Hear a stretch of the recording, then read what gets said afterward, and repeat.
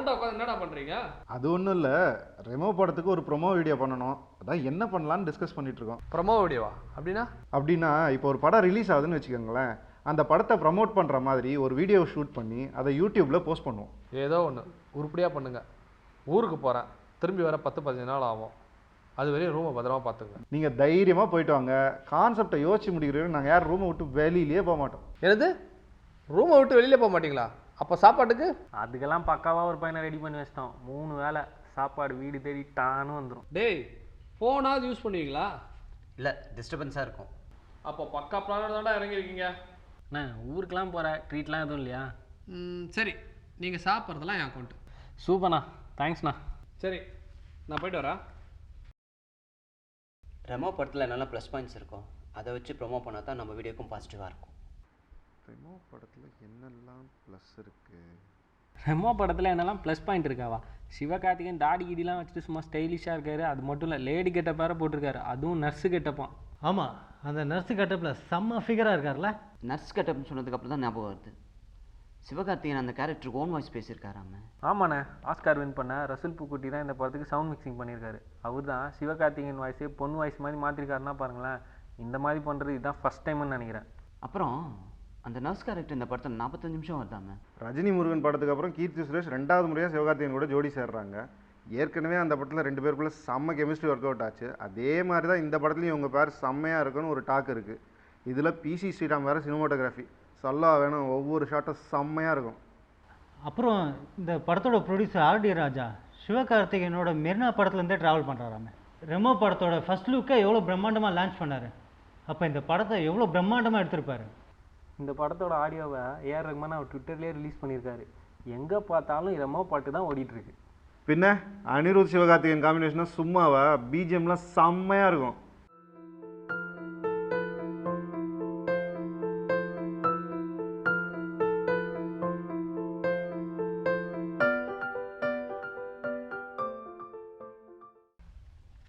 No துண்டு உள்ளே உட்காந்துருந்தேன். வெளியே எனக்கு தெரியுமா உங்களுக்கு?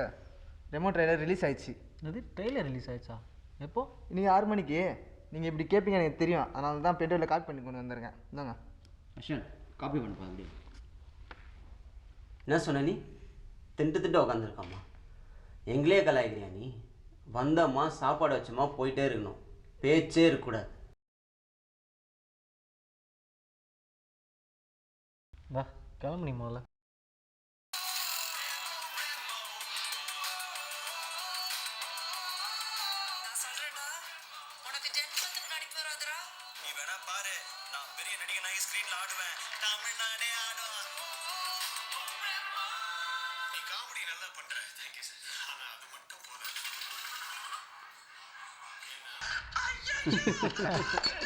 ட்ரெய்லர் செம்மையாக இருந்ததுல்ல.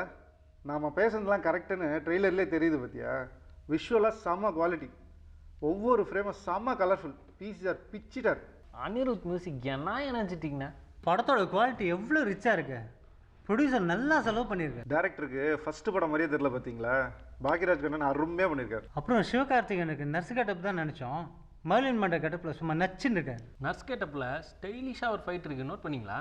படத்தில் இவ்வளோ விஷயம் இருக்குது.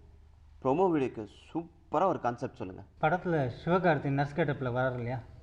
அதேமாரி நாமும் ஒருத்தருக்கு நர்ஸ் கெட்டப் போட்டு பஸ் ஸ்டாப்பில் நிற்க வச்சு அங்கே இருக்கிற பசங்கிட்ட தானாக போய் பேச சொல்லுவோம். இதில் யார் வழிகிறா, யார் என்ன ரியாக்ஷன் பண்ணுறாங்கன்றதை வச்சு ஒரு ப்ரமோ வீடியோ பண்ணுவோம். நோ, அதெல்லாம் பழைய ஐடியாண்ணா. எனக்கு தோண்டா நான் சொன்னேன். ஏன் புதுசாக நீ ஒன்று சொல்ல? நான் ஒரு கான்செப்ட் சொல்லவா? சொல்லு. எனக்கு என்னமோ இந்த ரெமோ டைட்டிலுக்கு விரிவாக்கம் இருக்குன்னு தோணுது.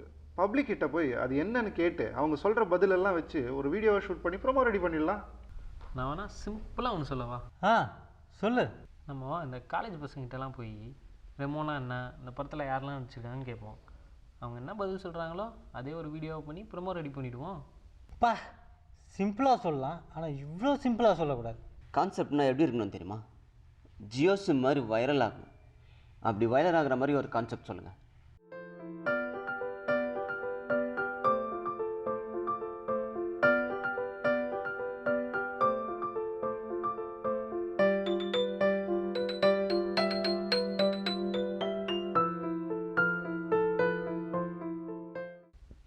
சூப்பர். செம்ம கான்செப்ட், நாளைக்கே ஷூட் போகிறோம். ஏண்டா போகும்போது எப்படி உட்காந்தோமோ அப்படியே உட்காந்துக்கிறீங்களே, என்னதான்டா பண்ணுறீங்க? அண்ணே செம்ம கான்செப்ட் ஒன்று ரெடி பண்ணியிருக்கோம். நாளைக்கு ஷூட் போகிறோம், 2 நாளில் எடிட்டை முடிக்கிறோம், 4வது நாள் ப்ரோமோ ரெடி. படம் ரிலீஸ் ஆகி 3 நாள் ஆகுது, படமே ரிலீஸ் ஆயிடுச்சா? செம்மையாக இருக்குது. நான் ஃபேமிலியாக போயிட்டு இருக்கிறான், ஹவுஸ்ஃபுல்லாக போயிட்டு இருக்குது. இப்போ தான் நீங்கள் கான்செப்ட் ரெடி பண்ணுறீங்களாடா? உங்கள் கடமை உணர்ச்சிக்கு அளவே இல்லையாடா? என்னப்பா? நீங்கள் இத்தனை நாள் சாப்பிட்டதுக்கு ஓனர் பில்லு கொடுத்துருவா சொன்னேன். அடப்பாவீங்களா, இவ்வளோவாடா சாப்பிட்ருக்கீங்க?